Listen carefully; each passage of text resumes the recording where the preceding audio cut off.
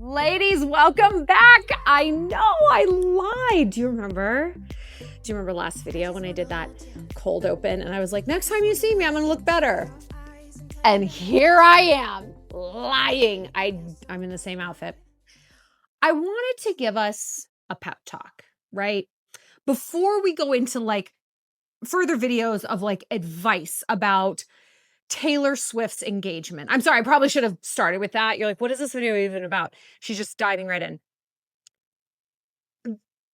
So many girls who I follow on Instagram or people who are popping up in my feed said the same thing. Like, I am tearing up. Like, looking at this engagement news, I literally cried. I think though we're crying for like a variety of reasons. We're crying for a variety of reasons. I would love to know in the comments what those reasons are. But yeah, this is like an emotional thing for the girls. It is. I think if you're not a Taylor Swift fan, like this means nothing to you and it's gay as fuck. I get it. But if you are a Swift, not even a Swiftie, because that's become like weird, the weird genderless baristas at Starbucks. I'm like, please tell me what you get out of her music because she represents you. Okay. If you were a Swift fan when it was a club and not a cult, and you have listened to her music during the breakups, and you understand that like there's her as like the celebrity and then her as the writer, and her as the writer just, oh my God, she just nails it. She does. She does. I'm going to cry again. To see her end up with like someone hot, and successful and like masculine who just seems so excited for her and about her. And he's not some like dark and twisted Matt Healy cigarette eating pigeon, just pizza rat. He's like if a gross Brooklyn subway came to life. If like a witch from a Bavarian forest was like, I bring you to life. And it was like the L train. It would be Matt Healy. Even if you've never ridden the L train to like Rape City, Brooklyn, you probably can picture what I'm talking about. Anyway, I'm so glad it wasn't him. I'm so glad it wasn't all of these other guys who were like, cool, but were they really a good fit for her? And a lot of you guys can say, are you honestly telling me that like golden retriever Travis is a good fit for her? We will explore that. We will explore that in later videos. Don't you worry. But watching them on that podcast and seeing the dynamic between them, yeah, I actually do think that they're a really good fit because there doesn't seem to be, and we talked about this in the last video, this ego competition between the two of them. And as we know, as alpha females, that is very hard to find.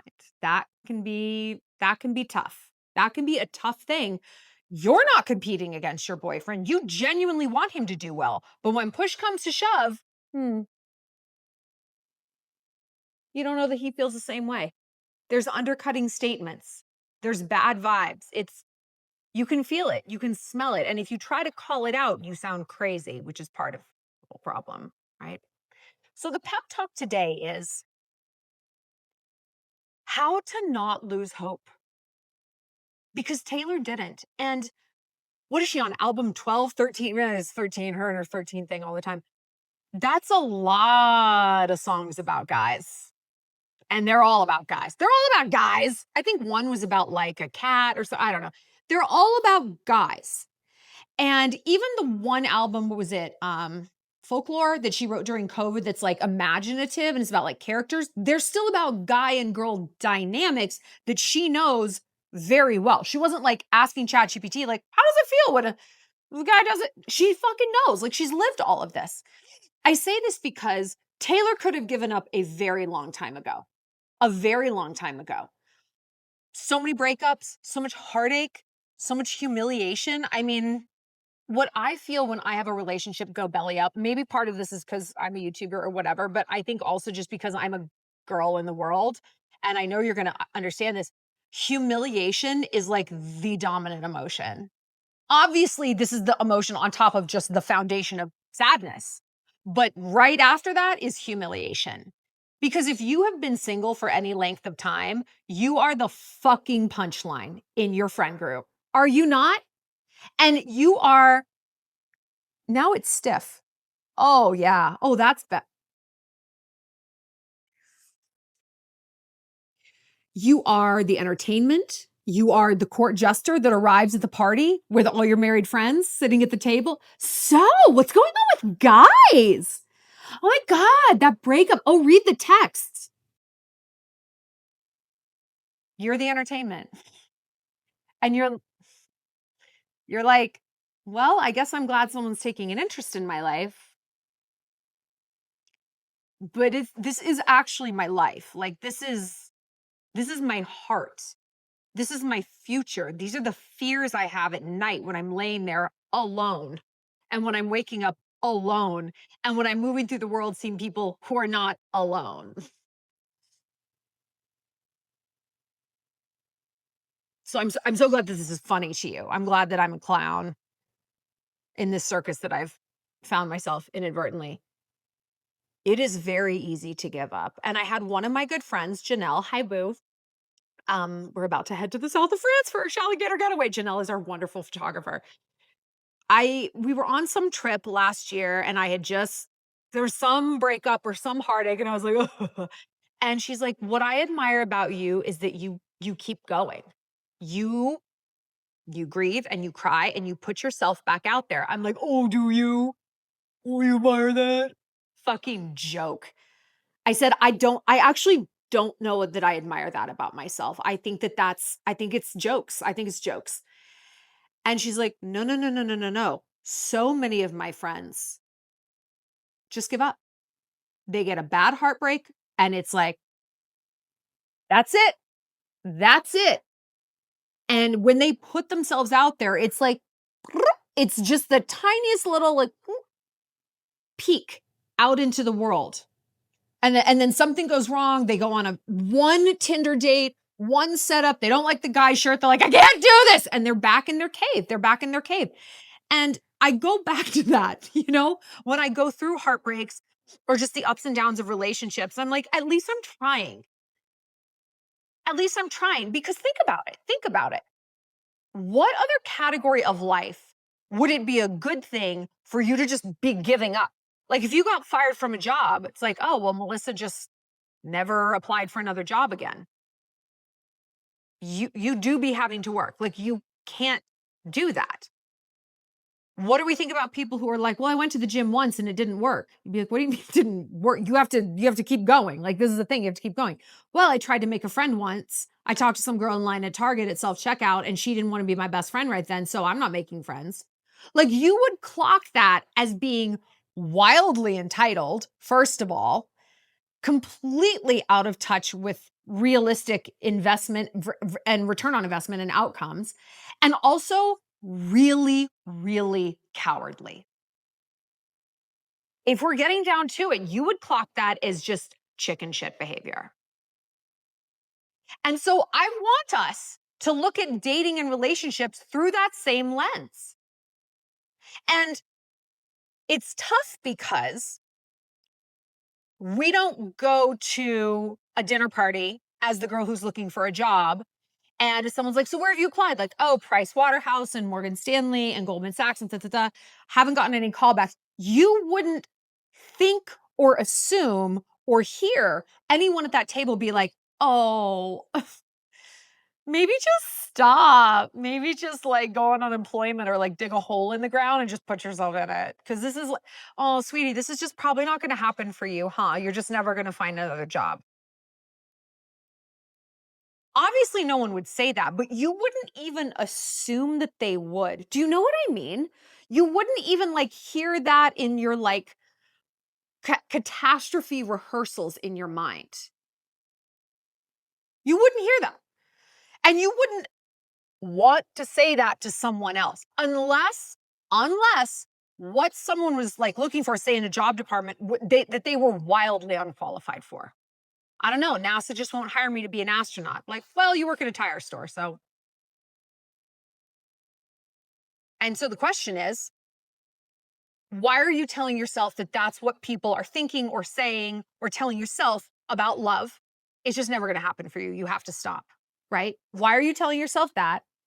And if you are telling yourself that, do you think that you are working at an emotional tire shop and hoping to be launched into space somehow? I think we should do another video completely on that, like how to turn yourself into a wife, because we love to sit around. We love to sit around and talk about everything that the men are doing, everything that the men are doing. And listen, they're retarded. We know this. Like they are. We love them, but they're retarded a lot of times. Are we any less retarded? That's a much uglier question. That's a much uglier question. And if you're in the Shallontrage, come over, join us. First week's free. Give it a shot. I am in a constant state of looking at my own retardation. And I'm sorry, if you don't like me using that word, this is the wrong channel for you. Just see yourself out. I won't take it personally. Unlike you, I think probably takes everything personally. I am constantly looking at my own retardation. It is the home of just the Shallon Retardation Project, where I am just constantly looking at like, what have I done? How am I contributing?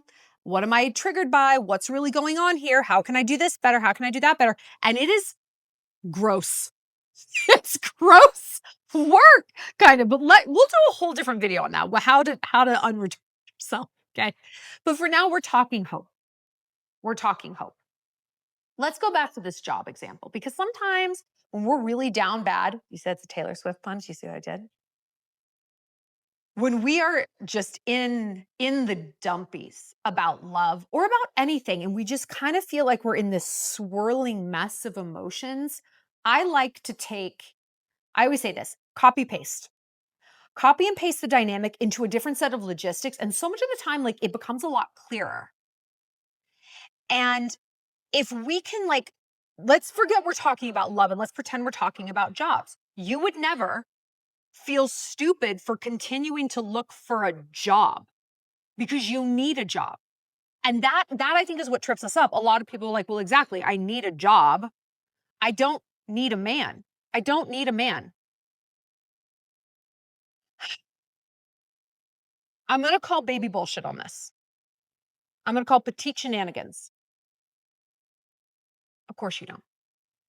Like, of course you don't. I don't, you don't. This is a good thing.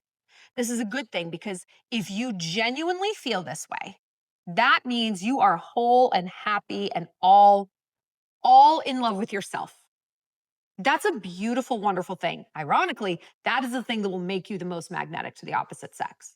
However, this can be a slippery slope. As my friend was saying about her other friends, of like, you want to be good on your own, but not fortified. Right? Like this job thing. It would be great.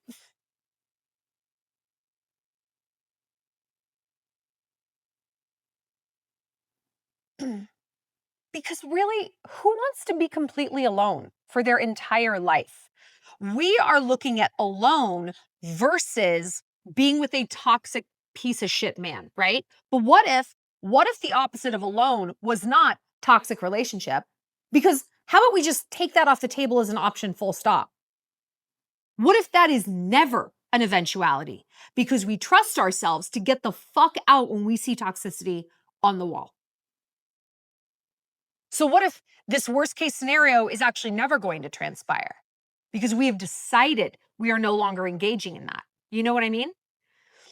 What if it's I'm by myself or I'm in a really healthy relationship where someone is contributing positively to my life? Okay. So now tell yourself again, I don't need a man. Well, wait a minute. We've decided that there's no more toxic men. So now there's only good men. There's only good relationships. There's only things that contribute to our heart and our soul and our support and our wild, wonderful lives. You don't want that? Well, I mean, yeah, but I'm not going to find it. There it is. This is fear talking. I am not going to sit here and let any of us dress up fear as feminism. We're not doing that. I'm not going to sit here and be like, you don't need a man. Yeah, I need a man. When what the fuck you are is actually not whole and happy until you meet a partner who is truly contributing. What you are is afraid. And I am not letting you put that in a very pretty package and be like, girl boss. I'm not letting you girl bossify terror.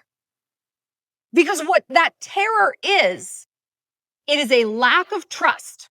Hold on. You're saying, well, no shit, I don't trust men. Well, of course. I'm not asking you to trust men, actually. I'm really not. I am not. A pep talk about hope and a pep talk about fortitude is never going to be a pep talk about trusting the whole wide world. Never. It is a pep talk about trusting yourself. And this has been, again, if you're in the Shallon Charge, like you've watched this, trust.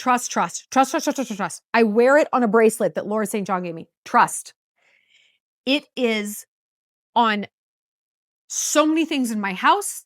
I say it to myself. It is my mantra. And it is never about, I trust him. I trust him. I trust my friends. I trust that I'm not going to get fired. I trust this. Fuck no. You can't trust. You can't. You want to trust people, obviously, but you cannot offload your sense of safety and export that into someone else, because people are individuals. They could wake up and dump you tomorrow. It's happened to me. It's happened to all of us. You need to put all of that faith that feels risky to pour into other people, because it should feel fucking risky because it's not the best move. You need to pour that back into yourself. And the mantra is not, I trust him. Like, well, yeah, that should be just normal. You should trust your partner. You should trust your friends. But it's not, I trust that he will never, ever, ever hurt me. Of course he's going to hurt you. He's a human being. This is a relationship. There's going to be ups and downs. Of course your friends are going to do things to hurt your feelings. Of course your family's going to disappoint you. This is life. My dog hurts my feelings 20 times a day. Zero remorse.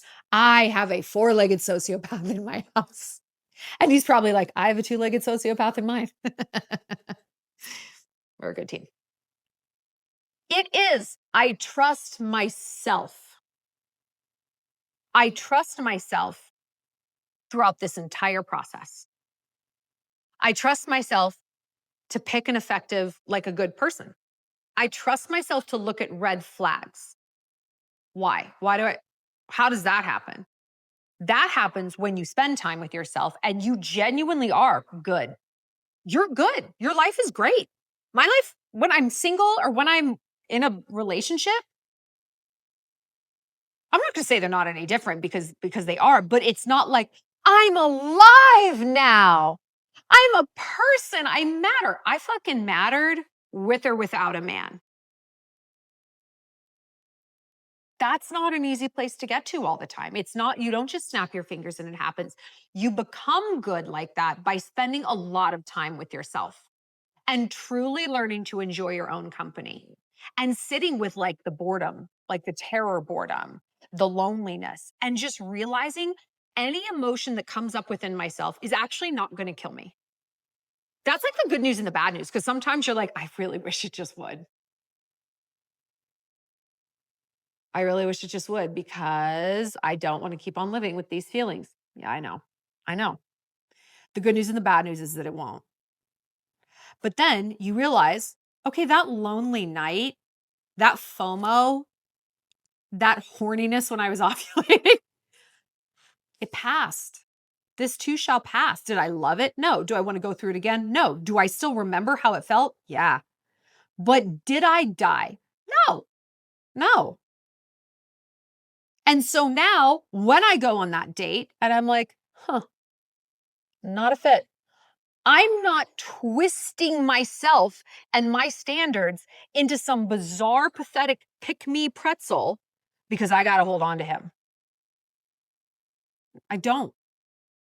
I'm okay. If I have to slink off into my cave of solitude, that's actually kind of a nice cave.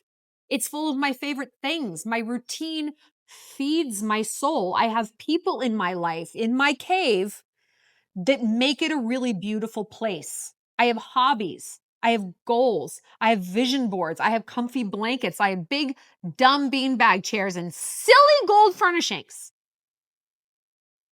So Would I like to be in his cave with him? Yeah. I want that person. I want that relationship. I want that outcome. But until it comes, I can walk away from something that's not a fit because where I am at on my baseline is such a good fit in my own cave that it's not a hardship to be here.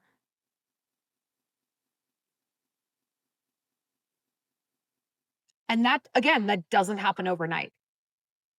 But that's where the trust comes in. And then you just yes and that trust.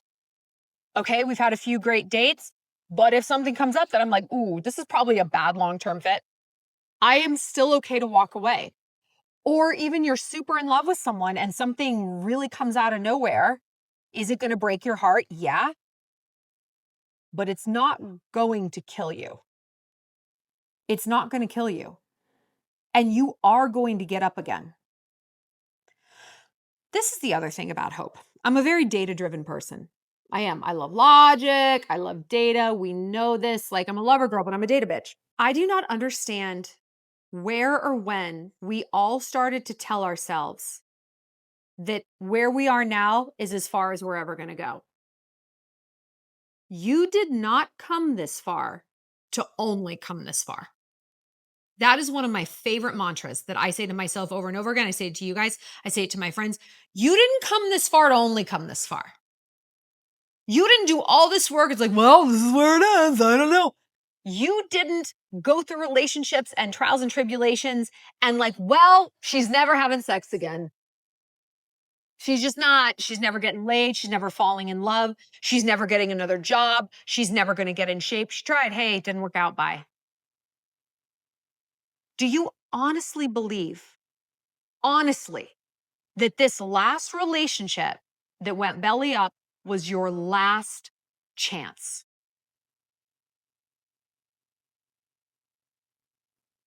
I've got to tell you, there's been times in my life where I would be like, yeah, like, yeah, I do.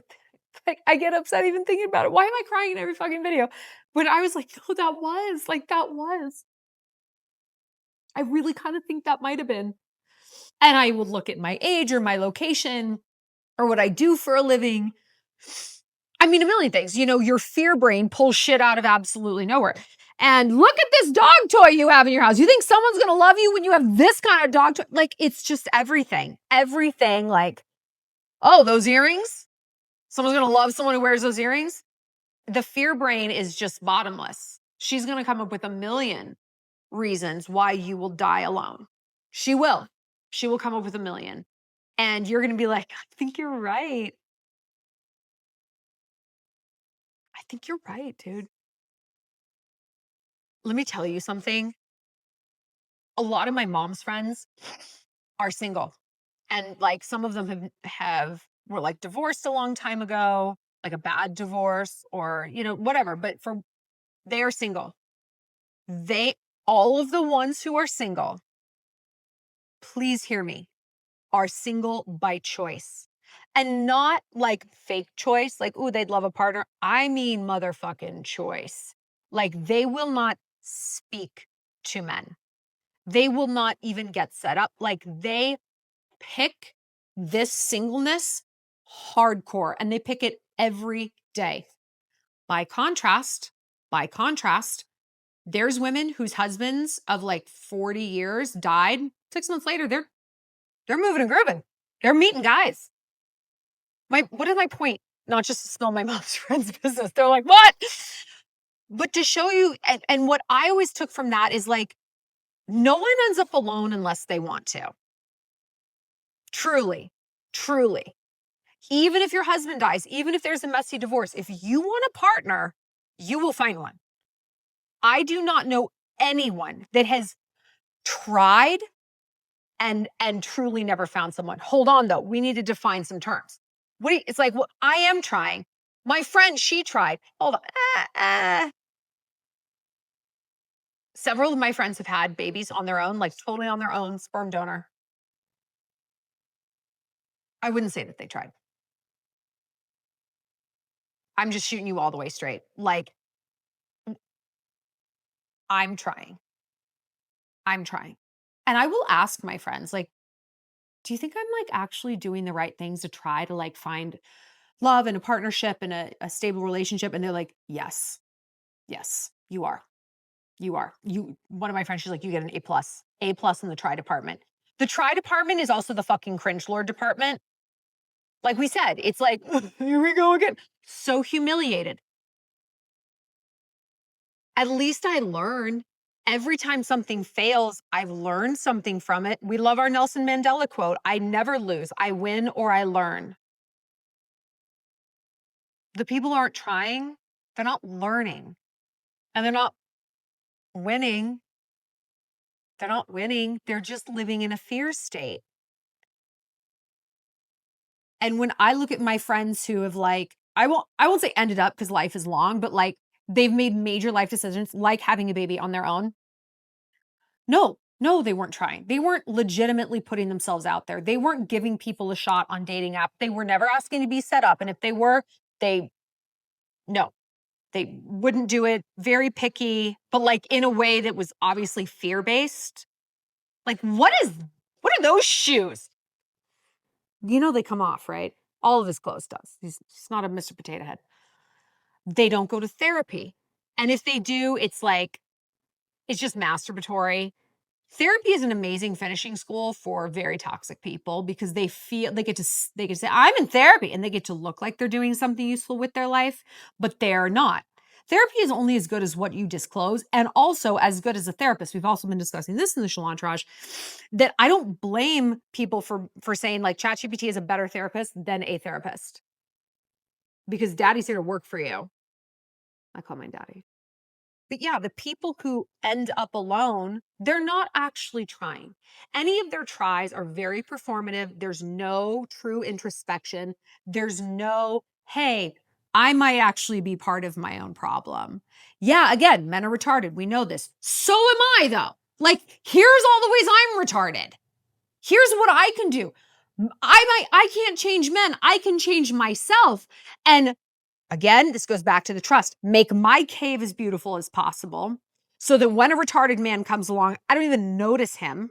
And when a quality man comes along, I can stand on business and say, you know what? I am a quality woman because I can tell you what I do. I do meditation. I do regular workouts. I do positive intelligence. I do all of this. I have friends and networks, blah, blah, blah, blah, blah. Like, whoo, stand back. I've got a whole PowerPoint presentation to tell you about my cave and my retardation cleanup project. A lot of people don't. So my point is, do not compare your retardation cleanup project with someone else's, oh, hey, I tried. Whatever, I tried. You're not the same. You're not the same. And here on this channel, I want us to always remember that we're better than people. But we are. If you are truly committed to refining yourself and taking some sometimes unflinching looks at your own behavior and how you contributed to things, if you are committed to that, yeah, you're better than most people. Yes. Like statistically, did you know only between 5 and 7% of people demonstrate self-awareness? Which is, I'm a little retarded too. I've got some things to clean up. These outcomes kind of may be my fault. I have things I wish I'd done differently. How can I learn from them? 5 to 7%. So you're going to look around your life and you're going to think, well, I'm going to end up like her. No, you're not. No, you're not. No, you are not like her. We, as women, certainly alpha females, we're pack animals. And I think we, especially as alpha women, we want a community because we already feel other. We have brains, we have ambition, and we're trying to do it all because we know that we can, right? And heavy is the head that wears the crown, isn't it?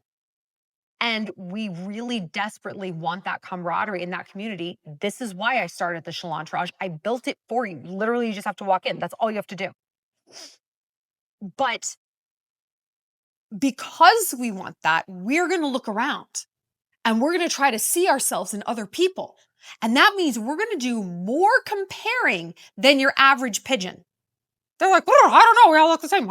Like, they're not really doing a lot of comparison.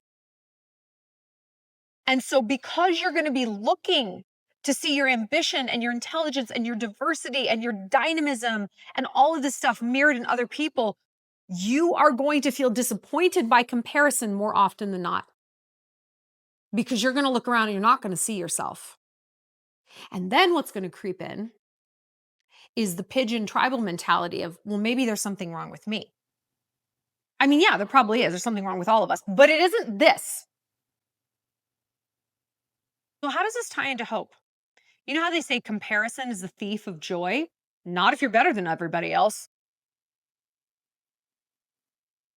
No, it's not. It's the foundation of joy. So I want you to only compare yourself to people who are on your track. Am I encouraging you to compare yourself to Taylor Swift? Yeah. Yeah, bitch. I am. I want you to block out like the weird cat lady secretary who probably hasn't had sex in 30 years and never will again. Block her out of your mind. And I want you to focus on the Taylors. Yeah, there's a fit out there. Is there a fit for Brenda? No. I don't know. I don't know. Maybe. But there is a fit for you.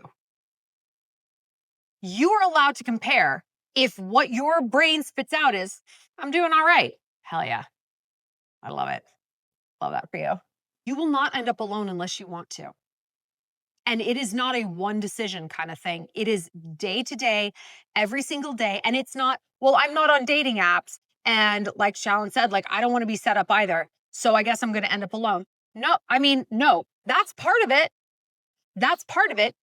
But it's also, I'm doing no introspection. Everything is everyone else's fault. I'm in a victim narrative. Men are stupid. I'm the only smart person in the world. Okay.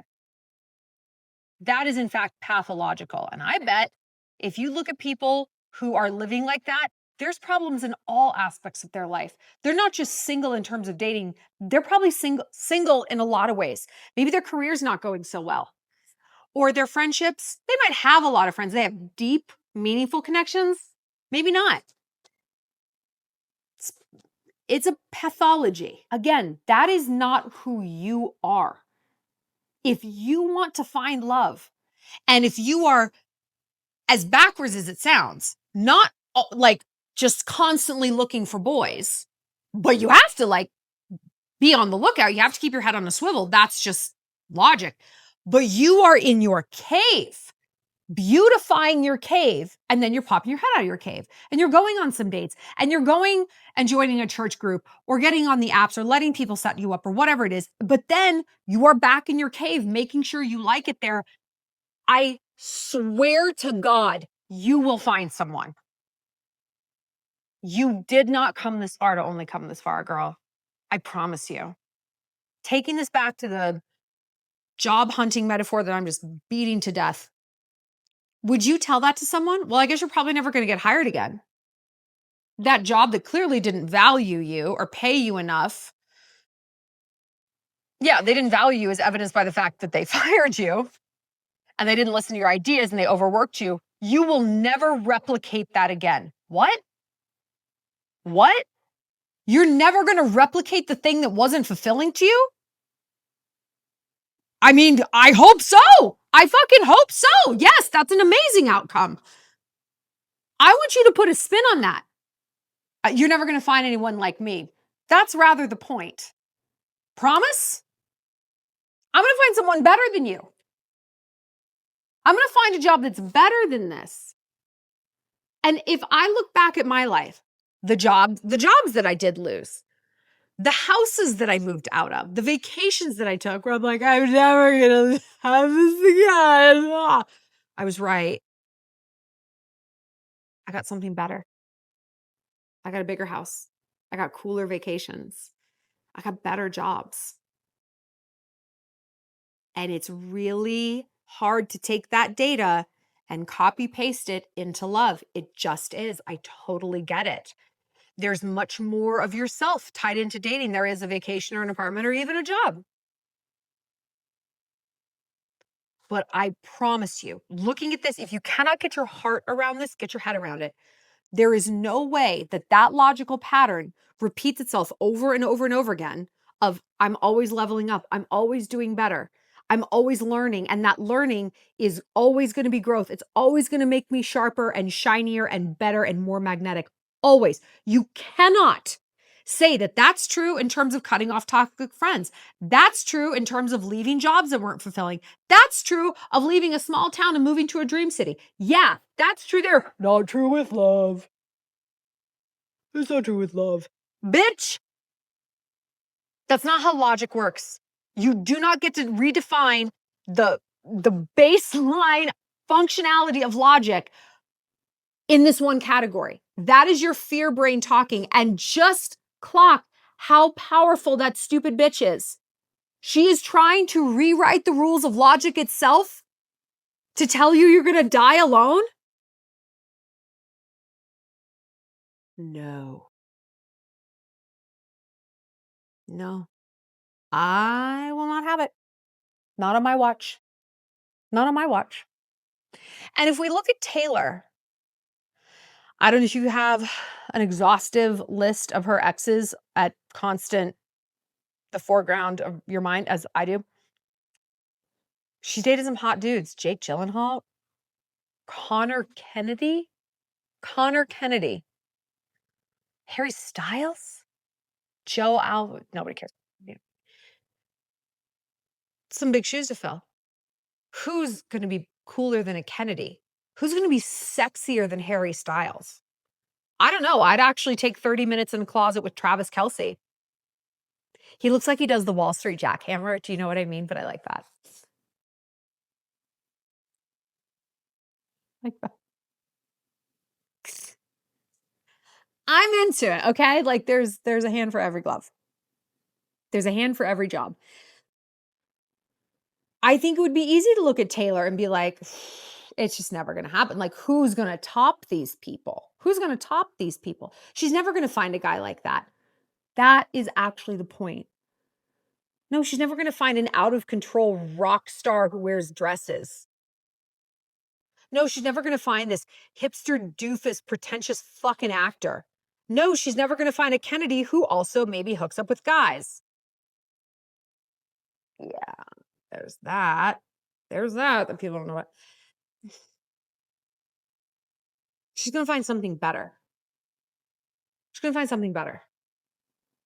I've never thought Taylor Swift would die alone. I've never thought that. Even, and we talk real deal about Taylor and all of her shortcomings and how she's an egomaniac, but I'm like, no, she will find a good fit for herself because she wants to. And every album that comes out, there's more self-awareness that I see, and she grows up more. She's not a perfect person by any means. But that's a great thing. Like, listen, look at that. If you hate her, oh my God, I should have started with this. If you hate her, this is even better. This is even better for you.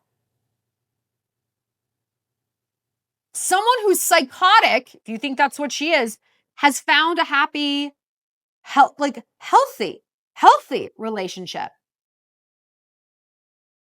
Do you honestly think you can't? If you think you're better than Taylor Swift, why are you telling yourself you can't possibly get what she has? Of course you can. Of course you can. There's just not that many good quality guys out there. Yeah, there are. There are. You don't know that because you've been giving too much time to the toxic ones. That's the sad truth. Don't tell me there's no good guys out there. They might have come and gone across your path. You didn't even notice them because you had an ugly cave, right? A lot of retards. And you were giving too much time to the toxic dudes. So what if there was no more toxicity allowed? Who would come across your doorway? I think it's time you found that out. Listen, there's a lot that you can do before hopelessness. We have wide-eyed, idiotic naivete, like the equivalent of a Benson Boone song. And we have, I'm going to die alone and I'm going to be eaten by wolves. And it'll be 2 weeks before anyone even notices that I'm missing. And I don't know how the wolves will get in, but they just will. They always do. There's a lot in between there. There's making yourself the person you need to be in a relationship. There's trying all sorts of avenues. There's faith. There's experimentation. Hopelessness? No. It's easy, and your fear brain is going to be like, have you thought about giving up? Have you thought about it?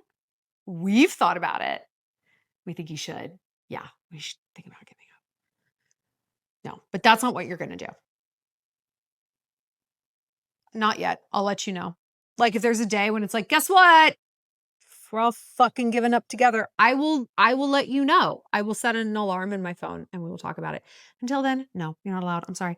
Let me know what you guys have to say. What other Taylor topics? What's in the group chat? What's sparking your feelings here? And yes, I will be back. I will no longer make promises that I will look better because I lie and no one should trust me except about my life advice, but about how I'm going to look next video, no. I'm not a woman of integrity in that category. All right, girls. Like I said, join me in the Shallontrage. Hundreds of girls from around the world. It's so supportive. It is the community you have been yearning for. It is the camaraderie that you have wanted to exist in the world, but you're just like, how? It's not something you have to build. You don't have time to build it. You don't have the inclination. I build it. I build it for you. It's already built. Just come on in. It's a beautiful hotel full of hot chickadees and amazing advice, if I do say so myself. And you get your first week free. So just give it a shot. Got nothing to lose. All right, girls, I will see you next time for more Taylor topics. Mwah!